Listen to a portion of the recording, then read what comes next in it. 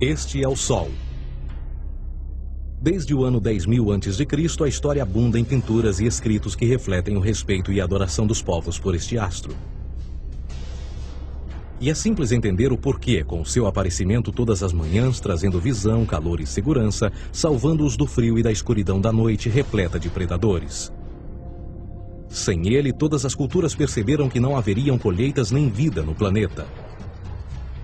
Estas realidades fizeram do Sol o astro mais adorado de todos. Todavia, muitos estavam atentos também às estrelas. As estrelas formavam padrões que lhes permitiam reconhecer e antecipar eventos que ocorrem de tempos em tempos, tais como eclipses e luas cheias. Eles catalogaram grupos celestiais daquilo que conhecemos hoje como constelações. Esta é a Cruz do Zodíaco, uma das mais antigas imagens na história da humanidade. Ela representa o trajeto do Sol através das 12 maiores constelações no decorrer de um ano. Ela também representa os 12 meses do ano, as 4 estações, solstícios e equinócios. O termo zodíaco está relacionado com o fato das constelações serem antropomorfismos ou personificações, como pessoas ou animais. Por outras palavras, as primeiras civilizações não só seguiam o Sol e as estrelas, como também as personificavam através de mitos que envolviam seus movimentos e relações. O Sol, com o seu poder de dar vida e de salvar, também foram personificados como se representasse um criador ou um deus. Deus Sol, a luz do mundo, o salvador da humanidade. Igualmente, as 12 constelações representaram lugares de viagem para o Deus Sol e foram nomeados por elementos da natureza que aconteciam nesses períodos de tempo. Por exemplo, Aquários, o portador da água que traz as chuvas da primavera. Este é Horus. Ele é o Deus Sol do Egito de 3.000 a.C. Ele é o Sol antropomorfizado e a sua vida é uma série de mitos alegóricos que envolvem o movimento do Sol no céu.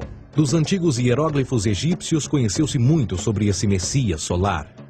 Por exemplo, Horus, sendo o Sol, tinha como inimigo o Deus Sete, que era a personificação das trevas ou da noite. E metaforicamente falando, todas as manhãs Horus ganhava a batalha contra Sete. E no fim da tarde, Sete conquistava Horus e o enviava para o mundo das trevas. Será importante frisar que trevas versus luz ou bem versus mal tem sido uma dualidade mitológica onipresente que ainda hoje é usada em muitos níveis. No geral, a história de Horus é a seguinte. Horus nasceu em 25 de dezembro da Virgem Isis Mary. O seu nascimento foi acompanhado por uma estrela no oeste, que por sua vez foi seguida por 3 reis em busca do Salvador recém-nascido. Aos 12 anos era uma criança prodígio nos ensinamentos, e aos 30 anos ele foi batizado por uma figura conhecida por Anup, e assim começou o seu ministério. Horus teve 12 discípulos e viajou com eles, fazendo milagres tais como curar os enfermos e andar sobre as águas. Horus também era conhecido por vários nomes como a Verdade, a Luz, o Filho Adorado de Deus, o Bom Pastor, Cordeiro de Deus, entre muitos outros. Depois de ter sido traído por Tifão, Horus foi crucificado, enterrado por 3 dias e então ressuscitou. Estes atributos de Horus, originais ou não, parecem influenciar várias culturas mundiais e muitos outros deuses encontrados com a mesma estrutura mitológica. Atis da Firígia nasceu da Virgem Nana em 25 de dezembro. Crucificado, foi posto na tumba e 3 dias depois ressuscitou. Krishna, da Índia, nasceu da Virgem Davaki com uma estrela no ocidente assinalando sua chegada, fez milagres juntamente com seus discípulos e após sua morte ressuscita. Dionísio da Grécia nasceu de uma virgem em 25 de dezembro. Foi um professor peregrino que praticou milagres como transformar água em vinho e é referenciado como Rei dos Reis, Filho unigênito de Deus, o início e o fim, entre muitas outras coisas, e após sua morte ressuscitou. Mitra da Pérsia nasceu de uma virgem em 25 de dezembro. Ele teve 12 discípulos e fazia milagres. E após sua morte foi enterrado por 3 dias e então ressuscitou. Ele também foi chamado de a Verdade, a Luz, entre outros. Curiosamente, o dia sagrado de adoração a Mitra era um domingo. O que importa salientar é que existiram inúmeros salvadores em diferentes períodos em diversos lugares da Terra que preenchem essas mesmas características. A pergunta que não quer calar: o porquê desses atributos? Por que o nascimento de uma virgem em 25 de dezembro? Por que a morte e a ressurreição após 3 dias? Por que os 12 discípulos ou seguidores? Para descobrirmos, vamos examinar o mais recente dos Messias solares. Jesus Cristo nasceu em 25 de dezembro em Belém. Ao nascer, foi anunciado por uma estrela no ocidente que seria seguida por 3 reis magos para encontrar e adorar um novo Salvador. Tornou-se pregador aos 12 anos. Aos 30 anos foi batizado por João Batista e então iniciou seu ministério. Jesus teve 12 discípulos que viajaram com ele praticando milagres como curar doentes, andar sobre a água, ressuscitar mortos. Ele também é conhecido como Rei dos Reis, o Filho de Deus, a luz do mundo, o início e o fim, o Cordeiro de Deus, entre muitos outros. Depois de ter sido traído por seu discípulo Judas por 30 moedas de prata, ele foi crucificado, posto em uma tumba e após 3 dias ele ressuscitou e ascendeu aos céus. Em primeiro lugar, a sequência do nascimento é completamente astrológica. A estrela no ocidente é Sírius, a mais brilhante do céu noturno, que a cada 24 de dezembro se alinha com outras 3 estrelas brilhantes no cinturão de Órion. Essas 3 estrelas brilhantes são chamadas hoje, como eram na antiguidade, 3 reis, 3 Marias no Brasil e Portugal. Os 3 reis e a estrela mais brilhante, Sírius, todas apontam para o nascer do Sol em 25 de dezembro. Esta é a razão pela qual os 3 reis seguem a estrela a oeste em uma ordem que apontam ao amanhecer. O nascimento do Sol.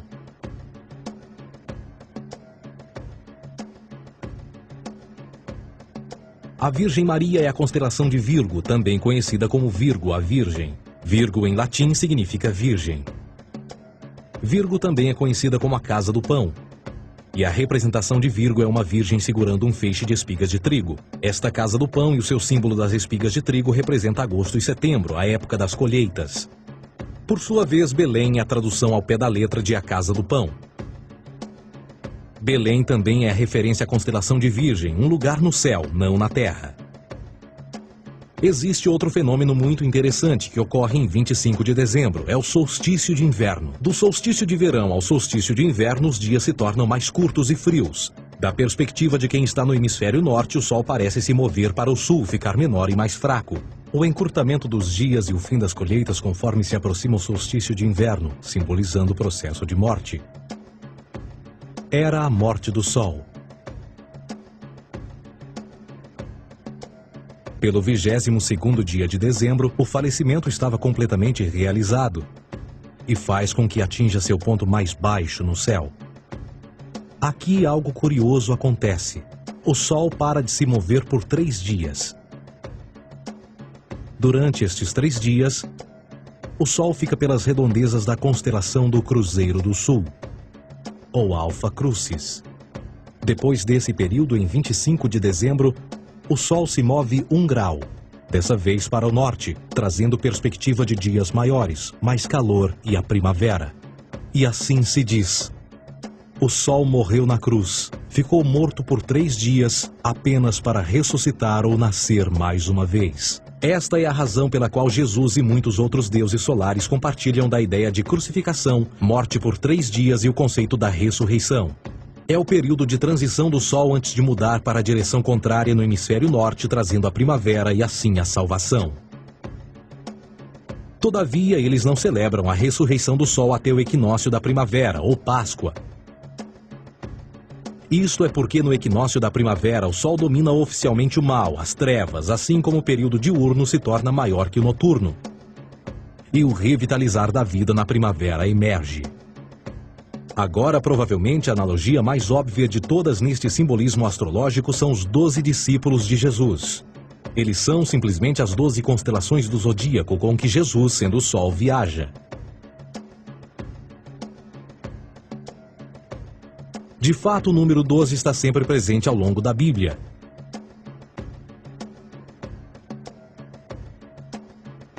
Voltando à cruz do zodíaco, o elemento figurativo da vida é o Sol. Isto não é uma mera representação artística ou ferramenta para seguir os movimentos do Sol. Era também um símbolo espiritual pagão. Uma logografia similar a isto. Isto não é um símbolo do cristianismo. É uma adaptação pagã da cruz do zodíaco.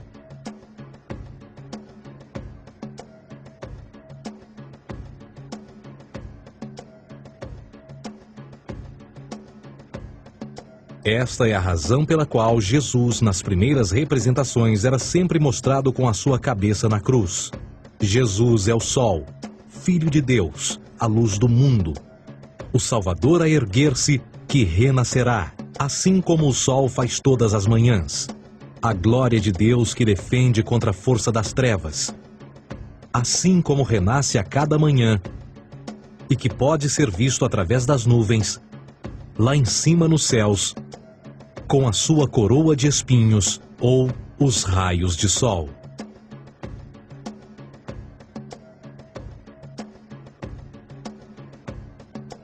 Agora, nas muitas referências astrológicas ou astronômicas na Bíblia, uma das mais importantes tem a ver com o conceito de eras. Através das Escrituras há inúmeras referências a essa era. Para compreender isto, precisamos primeiro estar familiarizados com o fenômeno da precessão dos equinócios. Os antigos egípcios, assim como outras culturas antes deles, reconheceram que aproximadamente de 2150 em 2150 anos, o nascer do Sol durante o equinócio de primavera ocorria num diferente signo do zodíaco. Isto tem a ver com a lenta oscilação angular que a Terra tem quando roda sobre o seu eixo.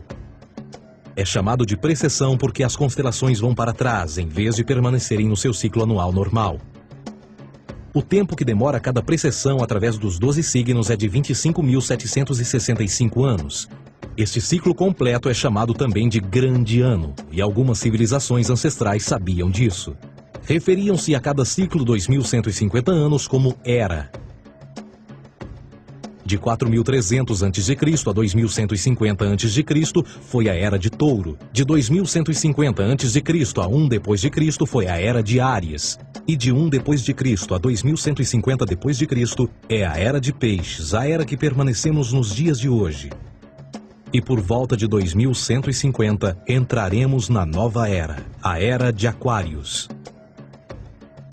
Agora, a Bíblia refere-se por alto ao movimento simbólico durante 3 eras, quando se vislumbra já é uma quarta. No Velho Testamento, quando Moisés desce o Monte Sinai com os 10 mandamentos, ele está perturbado ao ver sua gente adorar um bezerro dourado. De fato, ele até partiu as pedras dos 10 mandamentos e disse a todos para se matarem uns aos outros para purgarem o mal.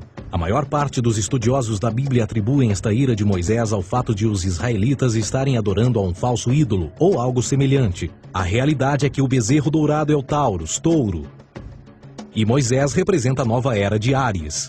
Esta é a razão pela qual os judeus ainda hoje assopram com o chifre do carneiro. Moisés representa a nova era de Áries.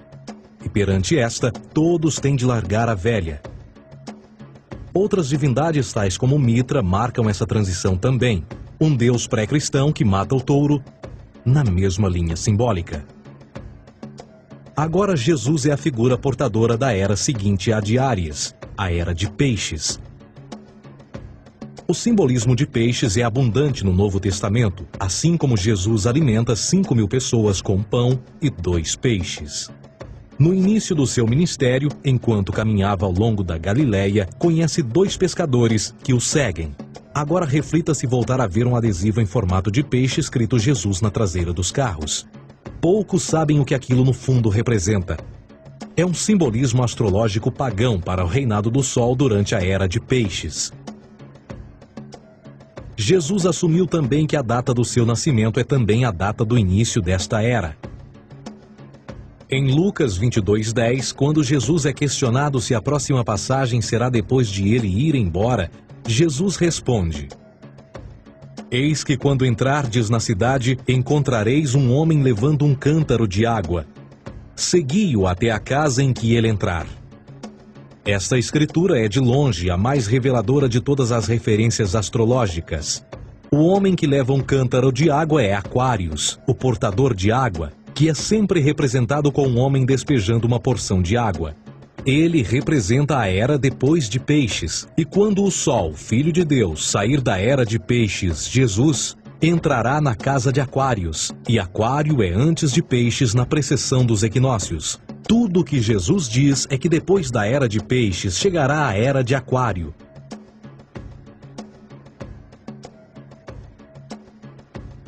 Agora todos já ouvimos falar sobre o fim do mundo.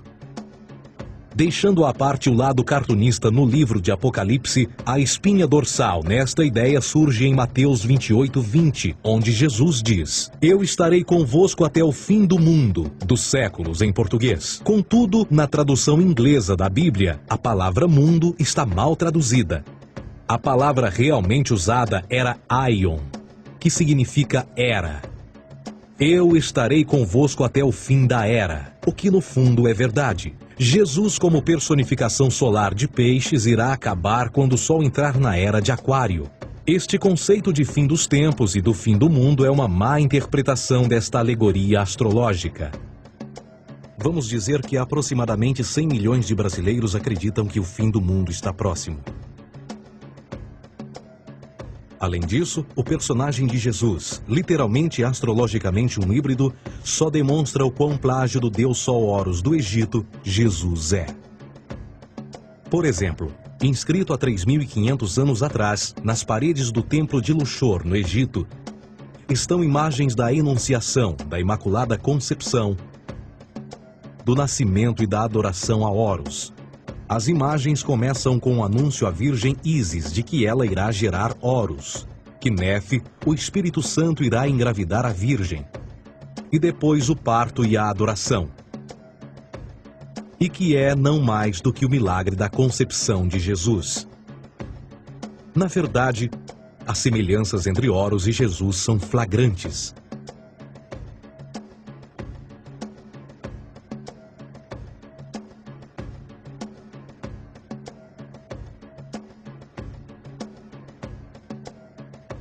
E o plágio continua.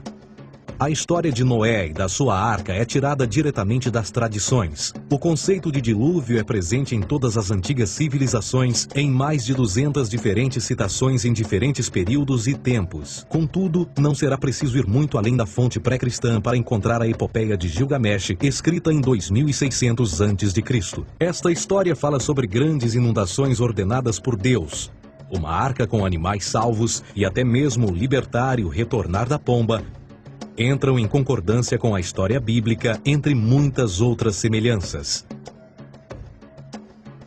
E depois há a história plagiada de Moisés. Sobre o nascimento de Moisés, disse que ele foi colocado numa cesta de cana e lançado ao rio para evitar um infanticídio. Ele foi mais tarde salvo pela filha de um rei e criado por ela como um príncipe. Esta história do bebê numa cesta foi retirada do mito de Sargão de Acade por volta de 2250 a.C. Depois de nascer, Sargão foi posto numa cesta de rede para evitar um infanticídio e lançado ao rio. Foi depois salvo e criado por Aqui, uma esposa da realeza Acádia. Além disso, Moisés é conhecido como legislador, portador dos 10 mandamentos e da lei mosaica. Contudo, a ideia de a lei ser passada de um deus para um profeta numa montanha é também antiga. Moisés é somente um legislador numa longa linha de legisladores na história mitológica. Na Índia, Manou foi o grande legislador. Na ilha de Creta, Minos ascendeu ao monte Ida, onde Zeus lhe deu as leis sagradas. Enquanto que no Egito, Moisés tinha nas suas pedras tudo o que Deus lhe disse. E no que diz respeito a estes 10 mandamentos, foram retiradas a papel químico do feitiço 125 do Livro dos Mortos do Antigo Egito. O que é que o Livro dos Mortos dizia? Eu nunca roubei, tornou-se tu nunca roubarás. Eu nunca matei, tornou-se nunca matarás. Eu nunca menti, tornou-se nunca levantarás falsos testemunhos. E por aí adiante. A religião egípcia é, no fundo, a base fundamental para a teologia judaico-cristã.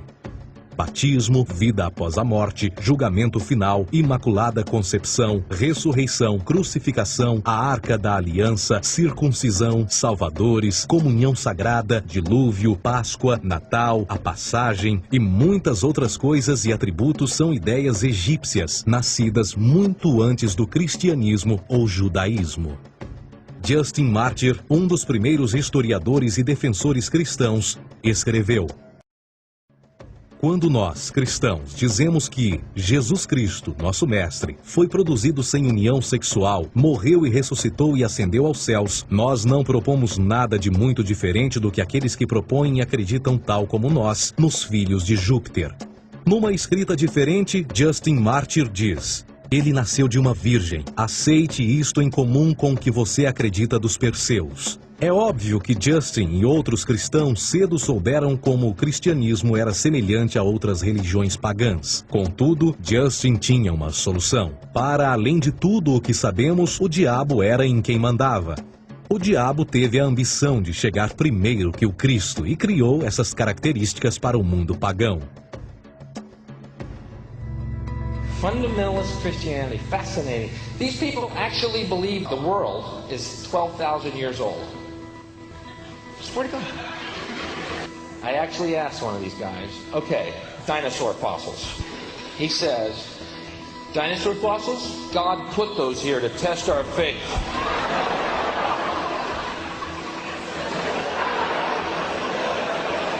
I think God put you here to test my faith, dude.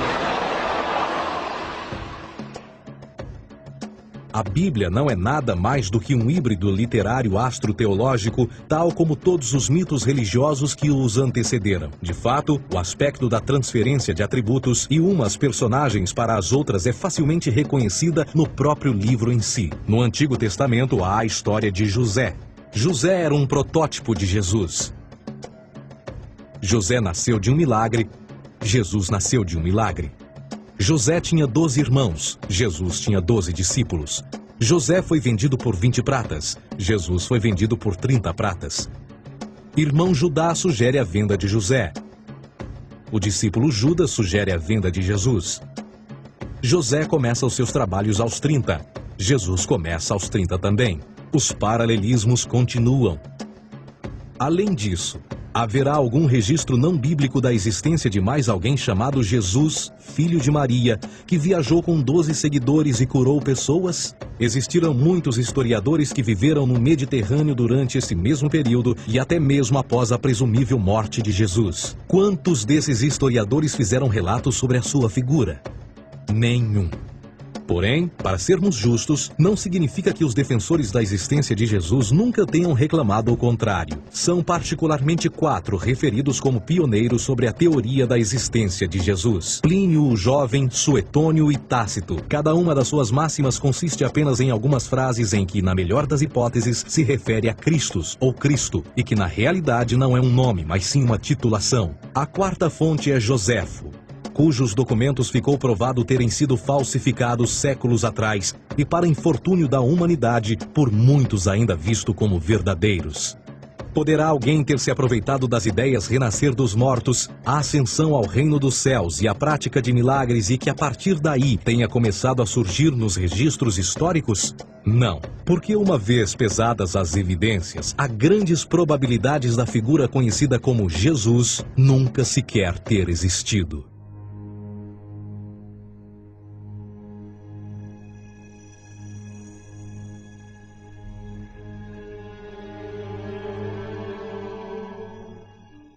We don't want to be unkind, but we want to be factual. We don't want to cause hurt feelings, but we want to be academically correct in what we understand and know to be true. Christianity just is not based on truth. We find that Christianity was in fact nothing more than a Roman story, developed politically. A realidade consiste em que Jesus foi a divindade solar do setor gnosticista cristão e, tal como outros deuses pagãos, era uma figura mítica. Foi sempre o poder político que procurou monopolizar a figura de Jesus para controle social. Por volta de 325 d.C., em Roma, o imperador Constantino reuniu o Concílio Ecumênico de Nicéia e foi durante esta reunião que as doutrinas políticas com motivação cristã foram estabelecidas e assim começou uma longa história de derramamento de sangue e fraude espiritual. E nos 1600 anos que se seguiram, o Vaticano dominou politicamente e com mão de ferro toda a Europa, conduzindo-a a um período de obscurantismo, onde o conhecimento era apenas um privilégio da Igreja, as Cruzadas e a Santa Inquisição. O cristianismo, bem como todas as crenças teístas, são a fraude desta era. Serviu para afastar os seres humanos do seu meio natural e da mesma maneira uns dos outros. Sustenta a submissão cega do ser humano à autoridade. Reduz a responsabilidade humana sob a premissa de que Deus controla tudo e que, por sua vez, os crimes mais terríveis podem ser justificados em nome da perseguição divina. E o mais importante, dá o poder àqueles que sabem a verdade e usam o mito para manipular e controlar sociedades. O mito religioso é o mais poderoso dispositivo já criado e serve como base psicológica para que outros mitos floresçam ou justifiquem.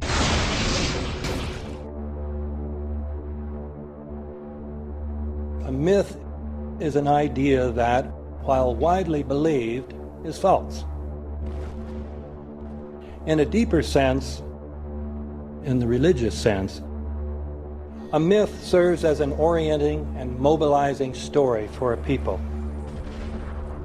The focus is not on the story's relation to reality, but on its function. A story cannot function unless it is believed to be true in the community or the nation. It is not a matter of debate.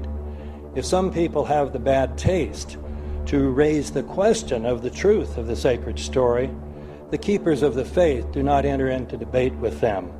They ignore them or denounce them as blasphemers. It is wrong, blasphemous, and sinful for you to suggest, imply, or help other people come to the conclusion that the U.S. government killed 3,000 of its own citizens.